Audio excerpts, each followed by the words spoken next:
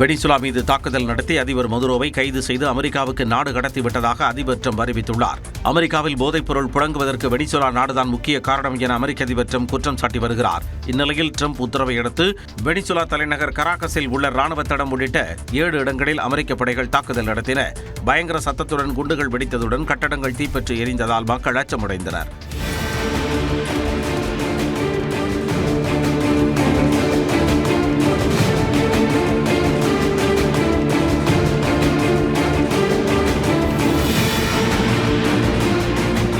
இந்நிலையில் வெனிசுலா அதிபர் நிக்கோலஸ் மதுரோவை சிறைபிடித்து விட்டதாக அமெரிக்க அதிபர் ட்ரம்ப் அறிவித்தார். அமெரிக்காவுக்குள் போதைப் பொருள் கடத்துவதை வெனிசுலா தடுக்கவில்லை என குற்றம் சாட்டிய அவர், அமெரிக்காவின் சட்டங்களுக்கு உட்பட்டு வெனிசுலா மீது தாக்குதல் நடத்தப்பட்டதாகவும் பெரிய அளவிலான தாக்குதலை வெற்றிகரமாக நடத்தியிருப்பதாகவும் ட்ரம்ப் தெரிவித்துள்ளார். சிறைபிடிக்கப்பட்ட வெனிசுலா அதிபர் மற்றும் அவரது மனைவியை விமானம் மூலம் உடனடியாக நாடு கடத்திவிட்டதாகவும் அமெரிக்க அதிபர் ட்ரம்ப் கூறியுள்ளார். இதனிடையே வெனிசுலா அதிபர் நிக்கோலஸ் மதுரோ மீதான கிரிமினல் குற்றச்சாட்டுகள் குறித்து அவரிடம் விசாரணை நடத்தப்பட்டு வருவதாக வெளியுறவுத்துறை அமைச்சர் மார்கோ ரூபியோ தெரிவித்துள்ளார். வெனிசுலா அதிபரை சிறைபிடிக்க அமெரிக்க ராணுவத்தின் டெல்டா படை பயன்படுத்தப்பட்டதாக தெரிவிக்கப்பட்டுள்ளது. அமெரிக்க ராணுவத்தின் சிறப்பு படைகளில் முதன்மையானதாக டெல்டா படை உள்ளது.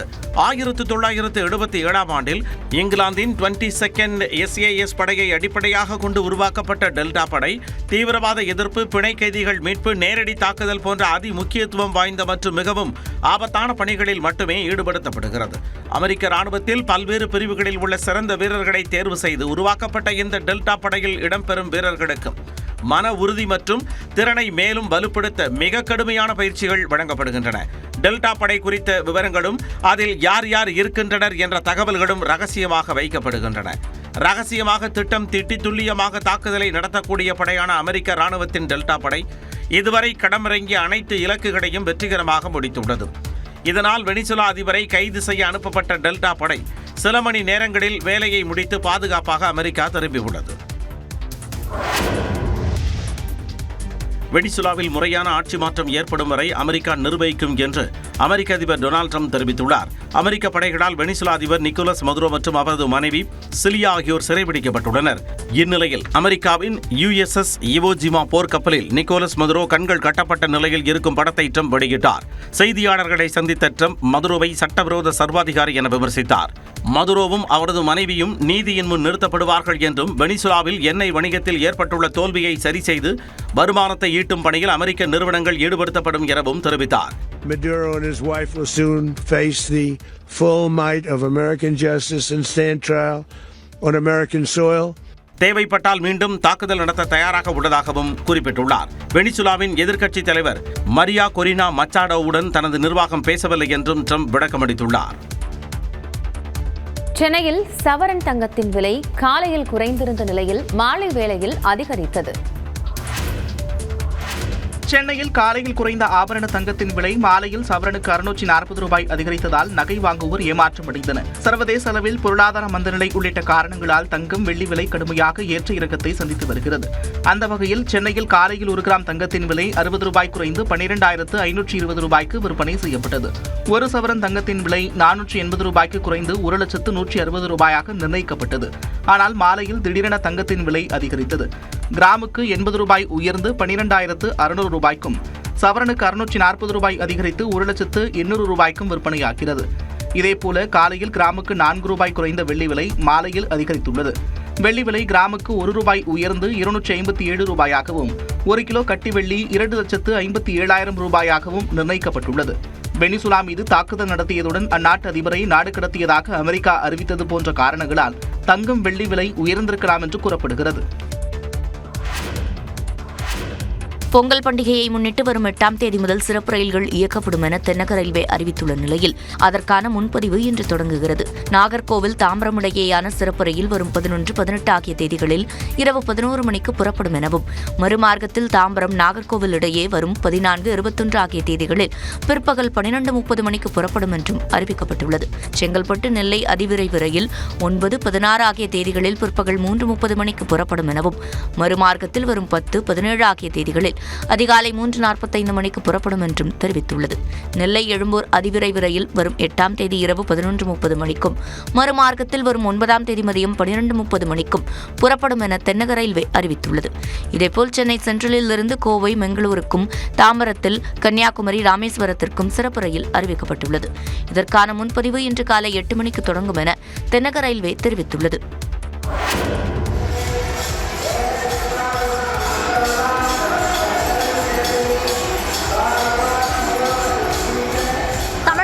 உள்ள சிவாலயங்களில் ஆருத்ரா தரிசனம் நிகழ்ச்சி விமர்சையாக நடைபெற்றது. கடலூர் மாவட்டம் சிதம்பரம் நடராஜர் கோயிலில் ஆருத்ரா தரிசனத்தையொட்டி 1000 கால் மண்டபம் முகப்பில் நடராஜ மூர்த்திக்கும் சிவகாம சுந்தரி தாயாருக்கும் பால், தேன், விபூதி, பஞ்சாமிர்தம் உள்ளிட்ட பொருட்களால் அபிஷேகம் செய்யப்பட்டது. பின்னர் மாலையில் ஆருத்ரா தரிசன விழா நடைபெற்றது. நடராஜர் சிவகாம சுந்தரி சமேதமாக மேளதாளங்கள் முழங்க 1000 கால் மண்டபத்திலிருந்து வெளியே வந்து நடனம் ஆடியபடியே பக்தர்களுக்கு காட்சியளித்தனர்.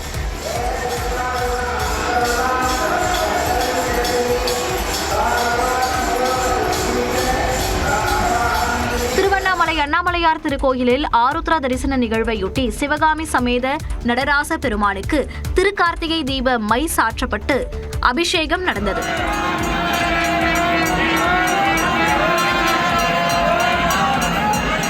இதனைத் தொடர்ந்து 4 மாட வீதிகளில் வலம் வந்த சிவகாமி சமேத நடராச பெருமானை பக்தர்கள் தரிசனம் செய்தனர்.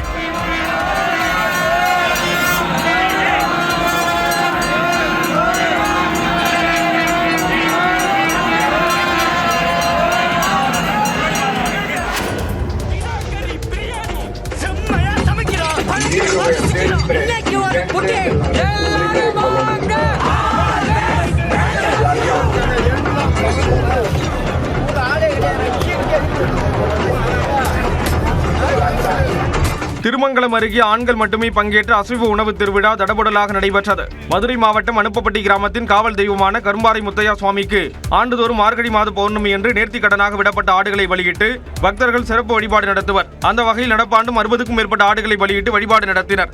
கரும்பாறை முத்தை இந்த பாறையில தான் வழிபமா இருக்கார். சூழ பாம்பலா உட்கார்ந்துருக்காரு.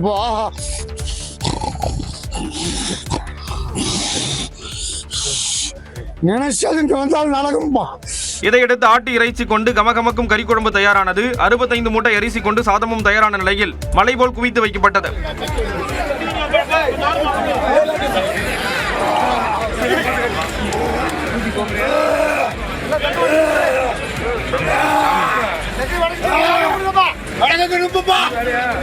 சிறப்பு பூஜைக்கு பின்னர் 10,000த்திற்கும் மேற்பட்ட ஆண் பக்தர்கள் அசைவ உணவை ருசித்து சாப்பிட்டனர்.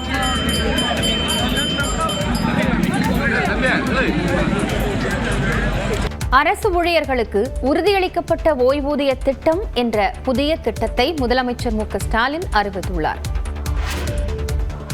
மாநில அரசு அலுவலர்கள் தாங்கள் பெற்ற கடைசி மாத ஊதியத்தில் இருந்து 50 விழுக்காடு உறுதியளிக்கப்பட்ட ஓய்வூதியமாக வழங்கப்படும் என்று தமிழ்நாடு அரசு அறிவித்துள்ளது. தமிழ்நாடு அரசு ஊழியர்களின் 23 ஆண்டு கால கோரிக்கையினை நிறைவேற்றும் வகையில் நிறுத்தப்பட்ட பழைய ஓய்வூதிய திட்டத்தின் பலன்களை வழங்கும் தமிழ்நாடு உறுதியளிக்கப்பட்ட ஓய்வூதிய திட்டத்தை முதலமைச்சர் ஸ்டாலின் அறிவித்து உத்தரவிட்டுள்ளார். அதன்படி மாநில அரசு அலுவலர்கள் பெற்ற கடைசி மாத ஊதியத்தில் 50% உறுதியளிக்கப்பட்ட ஓய்வூதியமாக வழங்கப்பட உள்ளது. இதில் பணியாளர்களின் 10% பங்களிப்போடு கூடுதல் நிதி முழுவதையும் தமிழ்நாடு அரசே ஏற்கும் என்றும் கூறப்பட்டுள்ளது. மேலும் 50% உறுதியளிக்கப்பட்ட ஓய்வூதியம் பெறும் ஓய்வூதியதாரர்களுக்கு ஆண்டுதோறும் 6 மாதத்திற்கு ஒருமுறை அரசு அலுவலர்களுக்கு இணையான அகவிலைப்படி உயர்வு வழங்கப்படும் என்றும் தெரிவிக்கப்பட்டுள்ளது. உறுதியளிக்கப்பட்ட ஓய்வூதிய திட்டத்தை அறிமுகப்படுத்துவதால் ஓய்வூதிய நிதியத்திற்கு தமிழ்நாடு அரசு கூடுதலாக 13,000 கோடி ரூபாய் வழங்க வேண்டிய சூழல் இருப்பதாகவும் குறிப்பிடப்பட்டுள்ளது. மேலும் ஆண்டுதோறும் சுமார் 11,000 கோடி ரூபாய் அரசின் பங்களிப்பாக வழங்க வேண்டும் என்றும் தமிழ்நாடு அரசு விளக்கமளித்துள்ளது. இதனிடையே முதலமைச்சர் ஸ்டாலின் வாக்களித்த மக்களுக்கு திமுக அரசு எப்போதுமே உண்மையாக இருக்கும் என மீண்டும் ஒருமுறை செய்து காட்டியுள்ளோம் என்றும் அரசு ஊழியர்களுக்கு மிக பெரும் புத்தாண்டு பொங்கல் பரிசு அறிவிப்பு வெளியிடப்பட்டுள்ளது என்றும் எக்ஸ் பக்கத்தில் குறிப்பிட்டுள்ளார். ஓய்வூதியதாரர் இறந்துவிட்டால் அவரது குடும்ப உறுப்பினர்களுக்கு அவர் பெற்று வந்த ஓய்வூதியத்தில் 60% குடும்ப ஓய்வூதியமாக வழங்கப்படும் என்று கூறப்பட்டுள்ளது. அரசு அலுவலர்கள் ஓய்வு பெறும் போதும் பணிக்காலத்தில் இறக்க நேரிடும் போதும் பணிக்காலத்திற்கு ஏற்ப 25 லட்சம் ரூபாய்க்கு மிகாமல் பணிக்கொடை வழங்கப்படும் என்றும் தமிழ்நாடு அரசு தெரிவித்துள்ளது. மேலும் ஓய்வூதியம் பெறுவதற்கான தகுதி பணிக்காலத்தை நிறைவு செய்யாமல் பணி ஓய்வு பெறும் அனைத்து அலுவலர்களுக்கும் குறைந்தபட்ச ஓய்வூதியம் வழங்கப்படும் என அறிவிக்கப்பட்டுள்ளது. புதிய உறுதியளிக்கப்பட்ட ஓய்வூதிய திட்டம் செயல்படுத்தப்பட்ட பின் ஓய்வூதியம் பெறுவதற்கான தகுதி பணிக்காலத்தை நிறைவு செய்யாமல் பணி ஓய்வு பெறும் அனைத்து அலுவலர்களுக்கும் குறைந்தபட்ச ஓய்வூதியம் வழங்கப்படும் என அறிவிக்கப்பட்டுள்ளது. இதன் மூலம் அரசு பணியில் 10 ஆண்டுகள் பணியாற்றி இருந்தால் ஓய்வூதியம் கிடைக்கும். மேலும் பங்களிப்புடன் கூடிய ஓய்வூதிய திட்டத்தின் கீழ் பணியில் சேர்ந்து தற்போது அறிவிக்கப்பட்டுள்ள ஓய்வூதியம் செயல்படுத்தப்படுவதற்கு இடைப்பட்ட காலத்தில் ஓய்வு பெற்றவர்களுக்கு சிறப்பு கருணை ஓய்வூதியம் வழங்கப்படும் என்றும் தமிழ்நாடு அரசு அறிவித்துள்ளது. இந்நிலையில் உறுதிப்படுத்தப்பட்ட ஓய்வூதிய திட்டத்திற்கு வரவேற்பு தெரிவித்த தமிழ்நாடு அரசு ஊழியர்கள் மற்றும் ஆசிரியர்கள் சங்கத்தினர் முதலமைச்சரை நேரில் சந்தித்து நன்றி தெரிவித்தனர். முதலமைச்சருக்கு இனிப்புகளை பரிமாறியும் புத்தகங்களை வழங்கியும் தங்களது மகிழ்ச்சியை வெளிப்படுத்தினர்.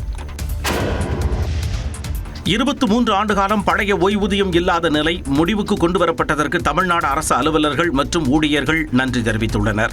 தமிழ்நாடு அரசு அறிவித்துள்ள உறுதிப்படுத்தப்பட்ட ஓய்வூதிய திட்டம் விரைவில் அமலுக்கு வர வேண்டும் என்று ஜாக்டோ ஜியோ அமைப்பின் மாநில ஒருங்கிணைப்பாளர் வெங்கடேசன் தெரிவித்துள்ளார். இந்த நிதியாண்டிலேயே நடைமுறைப்படுத்த வேண்டும் என்பதுதான் எங்களோட பிரதான கோரிக்கை. ஏனென்றால் இதற்கு முன்னாடி 10.5 விழுக்காடு வன்னியர் ஒதுக்கீடு மாதிரி கெசட் நோட்டிபிகேஷனோ ஜியோ மட்டும் வரக்கூடாது. அதனால அதை தெளிவாக சொல்லியிருக்கிறோம். இன்னும் ஒரு வாரத்துக்குள்ள வரும் என்று எதிர்பார்க்கிறோம்.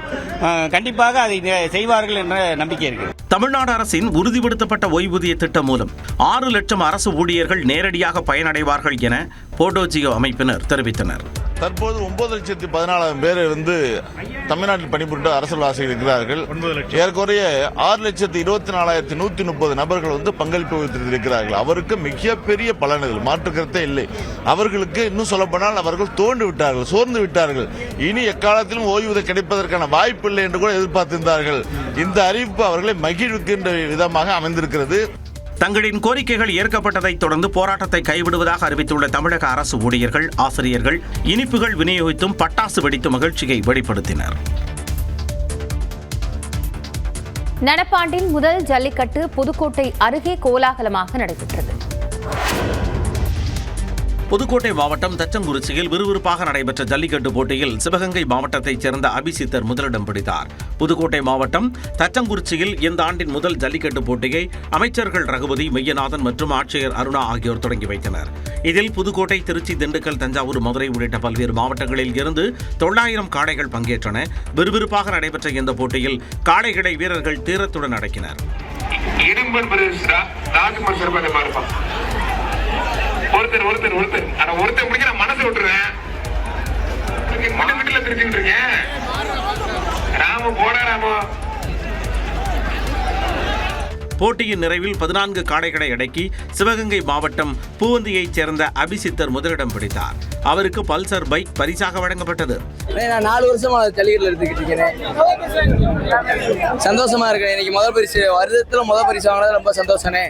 இதேபோல தஞ்சாவூர் மாவட்டம் திருக்கானூர்பட்டியைச் சேர்ந்த ஆனந்த் 2வது பரிசான ஸ்பிளண்டர் பைக்கை பெற்றார். ஜல்லிக்கட்டின் போது காவலர் நல்லையன் 13 காளையர்கள் உட்பட 78 பேர் காயமடைந்தனர். அவர்களில் 19 பேர் மேல் சிகிச்சைக்காக தஞ்சாவூர் அரசு மருத்துவக் கல்லூரி மருத்துவமனையில் அனுமதிக்கப்பட்டனர். சபரிமலையில் மகரவிளக்கு பூஜைக்காக நடை திறக்கப்பட்டு லட்சக்கணக்கான பக்தர்கள் குவிந்து வருவதால் கடுமையான கூட்ட நெரிசல் ஏற்பட்டுள்ளது. மண்டல பூஜை நிறைவடைந்து டிசம்பர் 30ஆம் தேதி நடை திறக்கப்பட்டதில் இருந்து மகரவிளக்கு உற்சவத்திற்காக தினசரி பக்தர்கள் கூட்டம் அலைமோதுகிறது. மகரவிளக்கு சீசனை முன்னிட்டு சன்னிதானத்தில் தரிசன நேரம் அதிகரிக்கப்பட்டுள்ளது. நேற்று மாலை வரை 3,65,496 பக்தர்கள் சாமி தரிசனம் செய்தனர். இதுவரை 8,74,000க்கும் அதிகமானோர் அன்னதானம் பெற்றுள்ளனர். வரும் ஜனவரி 14 அன்று மாலை மகரஜோதி தரிசனம் மற்றும் மகரவிளக்கு பூஜை நடைபெறவுள்ளது. அதிகரித்து வரும் பக்தர்கள் கூட்டத்தால் சன்னிதானம், 18ஆம் படி மற்றும் முக்கிய இடங்களில் சுமார் 1,593 காவலர்கள் பாதுகாப்பு பணியில் ஈடுபட்டுள்ளனர். கூட்ட நெரிசலை கட்டுப்படுத்த பம்பையில் இருந்து பக்தர்கள் மாரக்கூட்டம் வழியாக கட்டுப்படுத்தப்பட்டு அனுப்பி வைக்கப்படுகின்றனர்.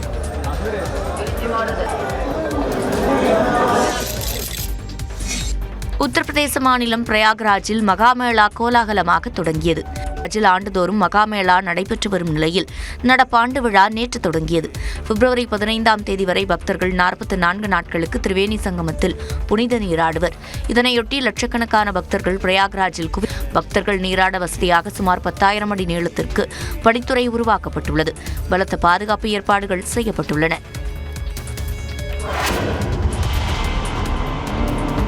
மத்திய பிரதேச மாநிலத்தில் விபத்தில் சிக்கிய இளைஞருக்கு உதவுவது போல் கிராம மக்கள் மதுக்கடையை சூறையாடியுள்ளனர். கார்கோன் பகுதியைச் சேர்ந்த இளைஞர் அடையாளம் தெரியாத வாகனம் மோதி காயமடைந்துள்ளார். மதுக்கடை ஒப்பந்ததாரரின் வாகனம் மோதியதாக இளைஞர் கூறியதை கேட்டு கிராம மக்கள் மதுக்கடையை முற்றுகையிட்டு 15 லட்சம் ரூபாய் பணம் கேட்டுள்ளனர். ஒரு கட்டத்தில் கற்களை வீசி தாக்குதல் நடத்தியவர்கள் சிறிது நேரத்தில் கடையையே சூறையாடியுள்ளனர். சில மது பாட்டில்களை கீழே போட்டு உடைத்ததோடு தங்களுக்கும் கொஞ்சம் பாட்டில்களை திருடி கல்லாவில் இருந்த பணத்தையும் கொள்ளையடித்துள்ளனர். இது தொடர்பாக 8 பேரை கைது செய்த காவல்துறையினர் விசாரணை நடத்தி வருகின்றனர்.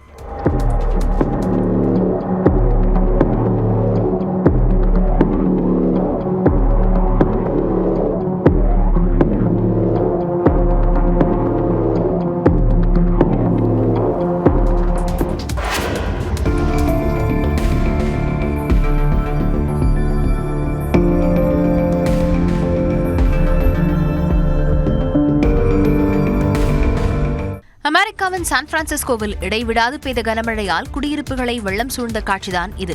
சான் பிரான்சிஸ்கோவின் கடற்கரை பகுதிகளில் கடந்த 3 நாட்களாக தொடர்ந்து கனமழை பெய்தது. இதனால் குடியிருப்புகளை வெள்ளம் சூழ்ந்து மக்கள் வீடுகளை விட்டு வெளியேற முடியாத நிலை ஏற்பட்டுள்ளது.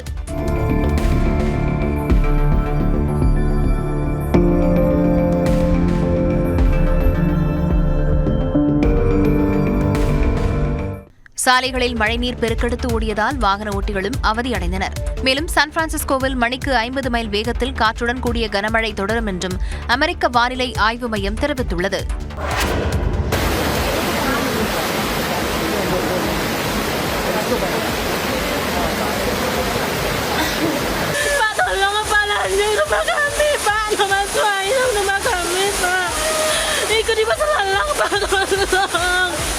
இந்தோனேசியாவின் மேற்கு சுமத்ரா தீவு பகுதியில் கனமழையால் கடும் வெள்ளப்பெருக்கு ஏற்பட்டு மக்களின் இயல்பு வாழ்க்கை முற்றிலும் முடங்கி போனது. கடந்த 2ஆம் தேதி பத்தாங் உள்ளிட்ட பகுதிகளில் கனமழையால் கடும் வெள்ளப்பெருக்கு ஏற்பட்டது. சாலைகள் மட்டுமின்றி வீடுகளையும் வெள்ள நீர் மூழ்கடித்ததால் போக்குவரத்து துண்டிக்கப்பட்டது. இதனையடுத்து பாதிக்கப்பட்ட மக்களை மீட்ட மீட்புக் குழுவினர் அவர்களை முகாம்களில் தங்க வைத்தனர். இதேபோன்று பேண்டன் மாகாணத்தின் ஸ்லேகன் உள்ளிட்ட பகுதிகளிலும் கனமழை கொட்டி வருவதால் அப்பகுதியும் வெள்ளக்காடாக காட்சியளிக்கிறது.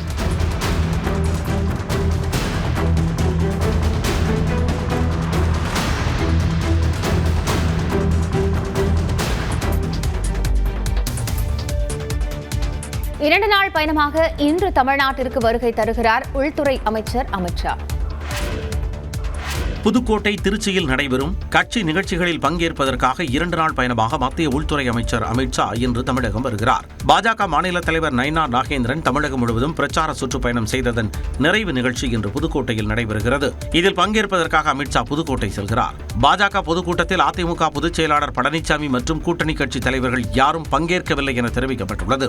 நாளை திருச்சி ஸ்ரீரங்கம் கோவிலில் தரிசனம் செய்யும் அமித் ஷா தமிழக பாஜகவின் உயர்மட்ட குழு மற்றும் மையக்குழுவைச் சேர்ந்தோரை சந்திக்கும் நிகழ்ச்சியிலும் கலந்து கொள்கிறார். பாஜக உயர்மட்ட குழு கூட்டத்தில் பங்கேற்கும் அமித் ஷா தமிழகத்தின் அரசியல் நிலவரம் குறித்து கேட்டறிந்து வழிகாட்டுதல்களை அளிக்கவுள்ளார். தொடர்ந்து மன்னார்புரம் ராணுவ திடலில் 2000 பெண்கள் பங்கேற்கும் மோடி பொங்கல் விழாவிலும் பங்கேற்கிறார். 1000 அமித்ஷாக்கள் வந்தாலும் தமிழ்நாடு அரசியலில் எவ்வித மாற்றமும் இருக்காது என நாம் தமிழர் கட்சியின் தலைமை ஒருங்கிணைப்பாளர் சீமான் தெரிவித்துள்ளார். திருச்சி விமான நிலையத்தில் செய்தியாளர்களிடம் பேசிய அவர் மத்திய அமைச்சர் அமித்ஷாவின் தமிழ்நாடு வருகை குறித்து கருத்து தெரிவித்தார். மாற்றம்னு ஒண்ணு இருக்குதுன்னா இதுவரை இந்த மண்ணில் நிலவுன அரசியல் இருக்குல்ல, இந்தியம், திராவிடம், இந்த கட்சிகளுடைய ஆட்சி முறை இருக்கு இல்லையா, இதை மொத்தமா இந்த ஆட்சி இதை மாற்றுவதுதான் மாற்றம். சும்மா இவர் வந்தா மாறிடுமா, அமித்ஷா வந்தா மாறிடுமா, 1000 அமித்ஷா வந்தாலும் அதேதான் இருக்கும். நீங்க என்ன மாறுதல் செஞ்சாலும் எடப்பாடி முதலமைச்சராக தானே பாடுபட போறீங்க. தொடர்ந்து பேசிய அவர் தமிழ் தேசியத்திற்கு திராவிடம் எதிரி அல்ல என விசிக தலைவர் திருமாவளவனின் கருத்துக்கு மறுப்பு தெரிவித்தார். எதிரின்னு கற்பிச்சது எங்க அண்ணன் தான். இல்லாத திராவிடம் இருக்கிற தமிழ் தேசியத்தை அதிகாரம் செலுத்தி கொண்டிருக்குதுன்னு சொல்லிக் கொடுத்தவர் அவர் தான். திராவிடம்னு ஒண்ணு எங்க இருக்கு, யார் சொன்னது? அது கற்பிதம்னு எங்களுக்கு கற்றுக் கொடுத்தது அவர் தான். தமிழ்நாட்டில் அனைத்து துறை ஊழியர்களும் போராடும் நிலை இருப்பதாகவும் சீமான் குற்றம் சாட்டினார். தாவேகாவுடன் காங்கிரஸ் கூட்டணி பேச்சுவார்த்தை நடத்தவில்லை என தமிழ்நாடு காங்கிரஸ் பொறுப்பாளர் கிரிஷ் ஷோடங்கர் திட்டவட்டமாக தெரிவித்துள்ளார். சென்னை சத்தியமூர்த்தி பவனில் தமிழ்நாடு காங்கிரஸ் கட்சி மேலிட பொறுப்பாளர் கிரிஷ் ஷோடங்கர் தலைமையில் சட்டமன்ற தேர்தல் குறித்த ஆலோசனைக் கூட்டம் நடைபெற்றது. பின்னர் செய்தியாளர்களை சந்தித்த அவர் கரூர் எம்பி ஜோதிமணி குற்றச்சாட்டிற்கு திண்டுக்கல் மாவட்ட செயலாளர் சதீஷ்குமார் மீது ஒழுங்கு நடவடிக்கை எடுக்க காங்கிரஸ் தலைமைக்கு பரிந்துரைத்திருப்பதாக கூறினார். And we have urged upon them that to please seal this alliance at the earlier. We are still hopeful that DMK will seal this alliance at the earliest. We have shortlisted around 125 assemblies where we are focusing. We are very, very interested in having an alliance with the DMK, and that is why we went and met them 1 month back. So it is up to the DMK. The ball is in their court. தொடர்ந்து பேசிய அவர் தாவேகாவுடன் கூட்டணி பேச்சுவார்த்தை நடத்தவில்லை என்று திட்டவட்டமாக தெரிவித்தார். பின்னர் news 18 Tamil Nadu தொலைக்காட்சிக்கு பிரத்யேக பேட்டியளித்த அவர் காங்கிரஸ் பலமாக உள்ள 125 தொகுதிகள் கொண்ட பட்டியலை தயார் செய்திருப்பதாக கூறினார். I think that issue will be sorted out, but such issues should not go in public domain. We are the party which follows the discipline, and during the election time, such issues create some confusion in the mind of public and the cadre also. So these issues will get it sorted out. We asked our MP that will meet, will listen to her if any genuine concern are there, which we can adopt for changes. Praveen சக்கரவர்த்தி விஜயை சந்தித்தது தொடர்பான கேள்விக்கு தமிழ்நாட்டில் யாரோ ஒருவர் யாரையோ சந்தித்தால் தாங்கள் அதனை பொருட்படுத்த வேண்டிய அவசியம் இல்லை என்று குறிப்பிட்டார். ஆட்சியில் பங்கு என்ற ஆஃபரை விஜய் அறிவித்த போதும் அவரை நம்பி யாரும் கூட்டணிக்கு செல்லவில்லை என மார்க்சிஸ்ட் கம்யூனிஸ்ட் கட்சியின் மாநில செயலாளர் சண்முகம் விமர்சித்துள்ளார். தூத்துக்குடியில் உள்ள கட்சி அலுவலகத்தில் செய்தியாளர்களிடம் பேசிய அவர் தமிழ்நாட்டில் திமுக கூட்டணி வலுவான கூட்டணி என்றார். இன்றைய தேதியில் தமிழ்நாட்டில் தேர்தலில் போட்டியிடுவதற்காக இருக்கக்கூடிய அணியில் மிக வலுவான அணி திராவிட முன்னேற்ற கழகத்தின் தலைமையிலான இந்த ஜனநாயக முற்போக்கு கூட்டணி தான். மற்றவர்கள்லாம் கூட்டணிக்கு நிறைய பேர் அழைச்சிக்கிட்டு இருக்காங்க. அதிமுக, பிஜேபி கடந்த 4 மாத காலமாக அவர்கள் தொடர்ந்து பேசிக் கொண்டிருந்தாலும் யாரும் அவர்களோடு போய் சேரலை. அதே மாதிரி திரு விஜய் அவர்கள் தாவேகா ஆட்சியில் பங்கு அதிகாரத்தில் பங்கு என்றெல்லாம் ஒரு ஆஃபர் கொடுத்ததற்கு பிறகும் அந்த ஆஃபரை ஏற்றுக்கிட்டு நம்பி யாருமே போகலை. திமுக அரசு நிறைவேற்றிய நலத்திட்ட உதவிகள் மூலம் தங்கள் கூட்டணியின் வெற்றி ஏற்கனவே உறுதியாகி இருப்பதாகவும் சண்முகம் தெரிவித்தார். நடப்பு IPL கிரிக்கெட் தொடரில் கொல்கத்தா அணியிலிருந்து வங்கதேச வீரர் முஸ்தபிசுர் ரஹ்மான் விலக்கப்பட்டுள்ளார். கடந்த மாதம் நடைபெற்ற IPL ஏலத்தில் முஸ்தபிசுர் ரஹ்மானை கொல்கத்தா அணி 9 கோடியே 20 லட்சம் ரூபாய்க்கு வாங்கியிருந்தது. வங்கதேசத்தில் இந்துக்களுக்கு எதிராக நடைபெற்று வரும் வன்முறைகளால் கொல்கத்தா அணி நிர்வாகத்தின் இந்த முடிவுக்கு எதிராக பாஜக மற்றும் இந்து அமைப்புகள் கண்டனம் தெரிவித்து வந்தன. இதனைத் தொடர்ந்து முஸ்தபிசுர் ரஹ்மானை அணியிலிருந்து நீக்குமாறு இந்திய கிரிக்கெட் கட்டுப்பாட்டு வாரியம் வலியுறுத்தியதால் அவர் கொல்கத்தா அணியிலிருந்து விடுவிக்கப்பட்டார். இதனிடையே தான் விலக்கப்பட்டது தொடர்பாக வருத்தத்தை பதிவு செய்துள்ள முஸ்தபிசுர் ரஹ்மான் அவர்கள் என்னை விடுவித்தால் நான் என்ன செய்வது என்று கூறியுள்ளார். மேலும் BCCI நிர்வாகத்தின் இந்த நடவடிக்கைக்கு காங்கிரஸ் MP சசி தரூர் கண்டனம் தெரிவித்துள்ளார். நாம் யாரை தண்டிக்கிறோம்? ஒரு நாட்டையா, ஒரு தனிநபரையா, அல்லது அவரது மதத்தையா? விளையாட்டை இப்படி அரசியலாக்குவது நம்மை எங்கே கொண்டு போகும் என தனது எக்ஸ் பக்கத்தில் பதிவிட்டுள்ளார். திமுக தேர்தல் அறிக்கை தயாரிப்பு குழு வரும் 9ஆம் தேதி ஹொசூரிலிருந்து சுற்றுப்பயணத்தை தொடங்குகிறது. திமுக தேர்தல் அறிக்கை தொடர்பான பிரத்யேக செயலியை முதலமைச்சர் மு க ஸ்டாலின் வெளியிட்டார். 2026 சட்டப்பேரவை தேர்தலை எதிர்கொள்ள அரசியல் கட்சிகள் ஆயத்தமாகி வருகின்றன. அந்த வகையில் ஆளும் கட்சியான திமுக தேர்தல் அறிக்கை தயாரிக்க துணை பொதுச் செயலாளர் கனிமொழி தலைமையில் 12 பேர் கொண்ட குழுவை அமைத்துள்ளது. இந்நிலையில் தேர்தல் அறிக்கை தொடர்பாக பொதுமக்கள் கருத்துக்களை தெரிவிக்க உருவாக்கப்பட்ட பிரத்யேக செயலியை திமுக தலைவர் மு க ஸ்டாலின் வெளியிட்டார்.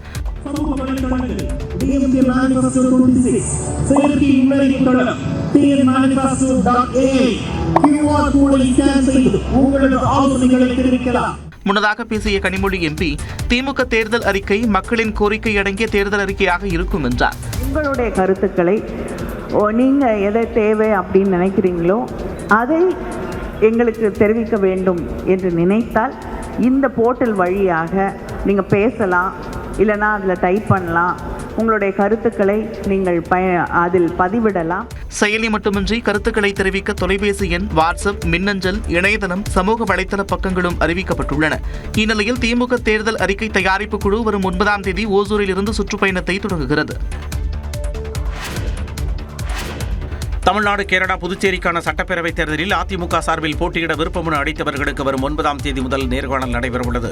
இது தொடர்பாக அதிமுக வெளியிட்டுள்ள அறிக்கையில் வரும் 9ஆம் தேதி கோவை, திருப்பூர், நாமக்கல், சேலம், ஈரோடு, கரூர் உள்ளிட்ட மாவட்டங்களுக்கும், மறுநாள் கன்னியாகுமரி, தஞ்சாவூர், நெல்லை, மதுரை, தேனி உள்ளிட்ட மாவட்டங்களுக்கும் நேர்காணல் நடைபெறும் என்று அறிவித்துள்ளது.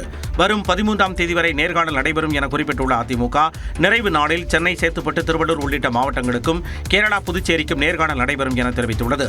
இதனிடையே அதிமுக தேர்தல் தயாரிப்பு குழு வரும் 7ஆம் தேதி வேலூர் மண்டலத்தில் இருந்து சுற்றுப்பயணத்தை தொடங்கும் என பொதுச் செயலாளர் எடப்பாடி பழனிசாமி அறிவித்துள்ளார். வரும் 20ஆம் தேதி வரை 9 மண்டலங்களுக்கு சுற்றுப்பயணம் மேற்கொள்ளும் இந்த குழு பல்வேறு தரப்பு மக்களை சந்தித்து தேர்தல் அறிக்கை தயாரிக்கும் என கூறியுள்ளார். இந்தியாவிடமிருந்து அபகரிக்கப்பட்ட புத்தரின் நினைவு சின்னங்களை மீட்டு வந்தது பெருமை அளிப்பதாக பிரதமர் நரேந்திர மோடி தெரிவித்துள்ளார். டெல்லியில் புத்தர் தொடர்பான சர்வதேச கண்காட்சியை பிரதமர் மோடி திறந்து வைத்தார். காலனித்துவ ஆட்சியின் போது இந்தியாவிலிருந்து கடத்தப்பட்ட புத்தரின் நினைவு சின்னங்கள் கடந்த மே மாதம் ஹாங்காங்கில் ஏலத்தில் விடப்பட இருந்த நிலையில் இந்தியாவின் தொடர் முயற்சியால் அவை தடுத்து நிறுத்தப்பட்டு இந்தியாவிற்கு எடுத்து வரப்பட்டன. அந்த நினைவு சின்னங்கள் இந்த கண்காட்சியில் காட்சிப்படுத்தப்பட்டிருந்தன. அவற்றை பிரதமர் மோடி பார்வையிட்டார்.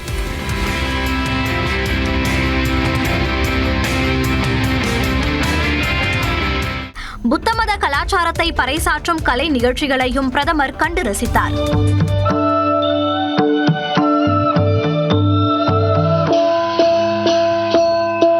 தொடர்ந்து நிகழ்ச்சியில் பேசிய பிரதமர் மோடி, அடிமைத்தனம் நாட்டின் பாரம்பரியத்தை அழித்துவிட்டதாக வேதனை தெரிவித்தார். அதேபோன்ற நிலை புத்தரின் நினைவு சின்னங்களுக்கு ஏற்பட்டதாகவும், தற்போது புத்தரின் நினைவு சின்னங்கள் நம்முடன் இருப்பதற்கு நன்றியுடையவர்களாக இருப்போம் என்றும் பிரதமர் தெரிவித்தார்.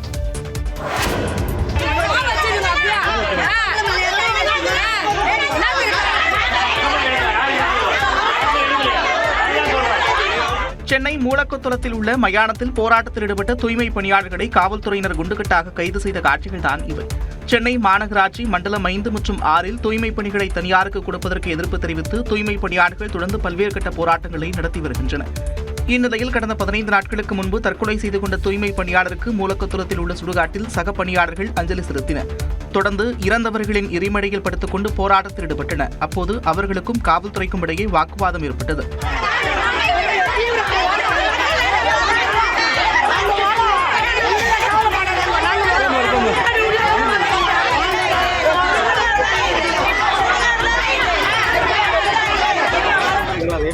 எங்களுக்கு 31/7/2021 2025 அன்று என்ன வேலை செய்தோமோ அந்த வேலை எங்களுக்கு கொடுங்க. பணி நேரம் தான் நாங்கள் நீதிமன்றத்தில் வழக்கு பதிவு பண்ணியிருக்கோம். அது எங்கள் நீதிமன்றத்தில் கூட நாங்கள் வாங்கிக்கிறோம். இதனையடுத்து போராட்டத்தில் ஈடுபட்ட தூய்மை பணியாளர்களை காவல்துறையினர் கூண்டோடு கைது செய்தனர்.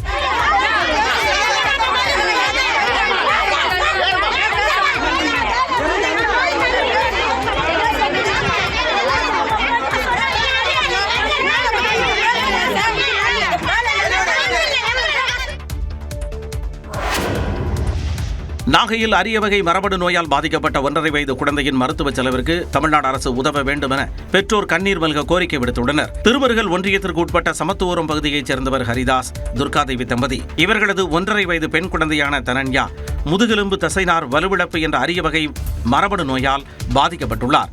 முதுகெலும்பை தாக்கும் தசைகள் நாளுக்கு நாள் வலுவிழந்து வரும் சூழலில் குழந்தை கடுமையாக சிரமம் அடைந்து வருவதாக பெற்றோர் வேதனை தெரிவித்துள்ளனர். இந்த நோய்க்கு விலை உயர்ந்த மரபணு ஊசி ஒன்றே நம்பிக்கையாக உள்ளது. ஆனால் இந்த ஊசியை செலுத்த 9 கோடி ரூபாய் செலவாகும் என்பதால் அதற்கான பொருளாதாரம் இன்றி பெற்றோர் செய்வதறியாது தவித்து வருகின்றனர். நாளடைவில் அவங்க மூச்சு விடணும்னா கூட அவங்களுக்கு வென்டிலேட்டர் சப்போர்ட் தான் தேவைப்படும் சொல்லியிருக்காங்க. இதுக்கு ஒரே மருந்து ஜோல்ஜன்ஸ்மா அப்படிங்கிற ஒரு முறை செலுத்தும் ஊசி தான் இருக்குன்னு சொல்லியிருக்காங்க. ஒரு சாதாரண குடும்பத்துல பிறந்துட்டு எங்க குழந்தைய நாங்க எப்படி காப்பாற்ற போறோம்னு எங்களுக்கு தெரியல. இதை நாங்க முதல்வர் ஐயா கிட்ட ஒரு கோரிக்கையா வைக்கிறோம். தன்னார்வ அமைப்புகளும் உதவிக்கரம் நீட்ட வேண்டும் என துர்காதேவி கோரிக்கை விடுத்துள்ளார். தேனி மாவட்டம் சின்னமனூர் அருகே மின்மயானம் அமைப்பது தொடர்பாக எம்பி தங்கத்தமிழ் செல்வனுடன் பொதுமக்கள் வாக்குவாதத்தில் ஈடுபட்டதால் பரபரப்பு நிலவியது. குச்சனூரில் புதிதாக மின்மயானம் அமைப்பதற்கு ஒரு தரப்பினர் எதிர்ப்பு தெரிவித்து வருவதாக கூறப்படுகிறது.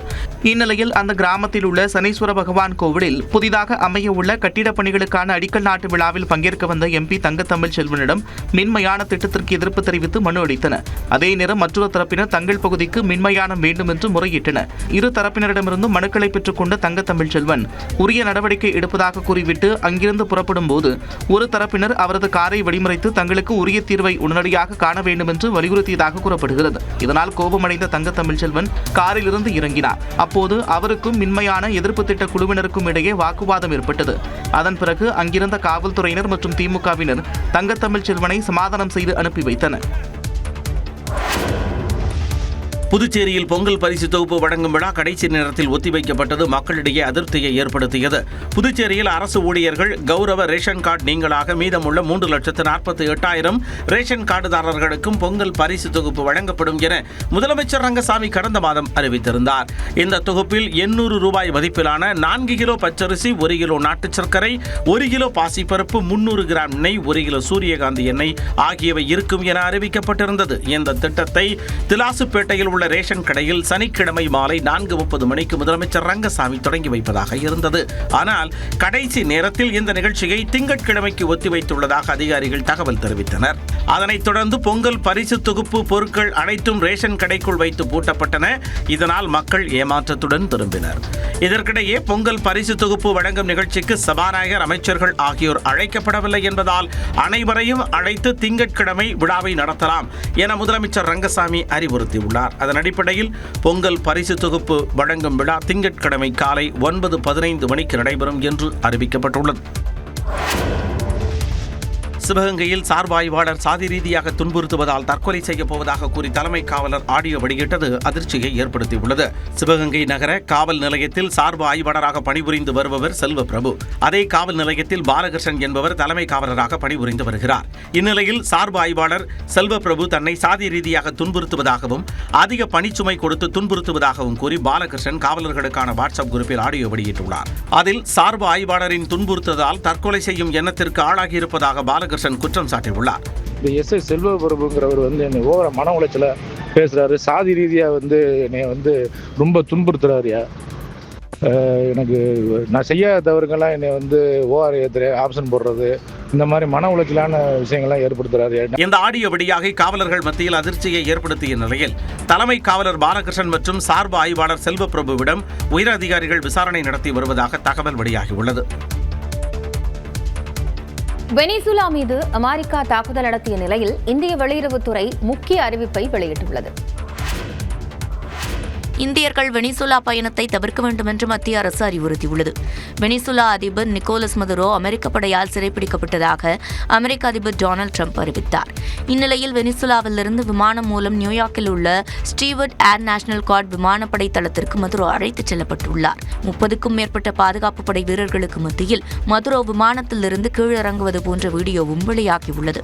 தென் அமெரிக்காவில் நிலவும் பதற்றச் சூழலுக்கு நடுவே நாளை அவசரமாக ஐநா பாதுகாப்பு கவுன்சில் கூட உள்ளது. ரஷ்யா மற்றும் சீனா ஆகிய நாடுகளின் கோரிக்கை காரணமாக ஐநா பாதுகாப்பு கவுன்சில் நாளை கூட உள்ளதாக கூறப்படுகிறது. இதற்கிடையே இந்தியர்கள் வெனிசுலா செல்வதை தவிர்க்க வேண்டும் என்று மத்திய அரசு கேட்டுக் கொண்டுள்ளது. வெனிசுலாவில் உள்ள இந்தியர்கள் எச்சரிக்கையாக இருக்கவும், காரகாசில் உள்ள இந்திய தூதரகத்துடன் தொடர்பில் இருக்கவும் அறிவுறுத்தப்பட்டுள்ளனர்.